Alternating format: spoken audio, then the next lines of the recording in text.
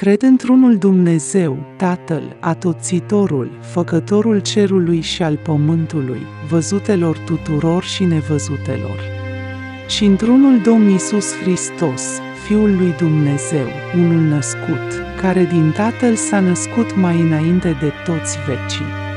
Lumină din lumină, Dumnezeu adevărat din Dumnezeu adevărat, născut, nu făcut, cel de o ființă cu Tatăl, prin care toate s-au făcut, care pentru noi oamenii și pentru a noastră mântuire s-a pogorât din ceruri și s-a întrupat de la Duhul Sfânt și din Maria Fecioara și s-a făcut om. Și s-a răstignit pentru noi în zilele lui Ponțiu Pilat și a pătimit și s-a îngropat. Și a înviat a treia zi, după Scripturi. Și s-a înălțat la ceruri și șade de-a dreapta Tatălui.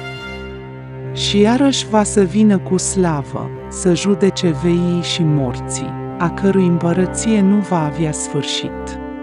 Și întru Duhul Sfânt, Domnul de viață Făcătorul, care de la Tatăl purcede, Cel ce împreună cu Tatăl și cu Fiul este închinat și slăvit, care a grăit prin proroci, într-una sfântă, sobornicească și apostolească biserică, mărturisesc un botez spre iertarea păcatelor.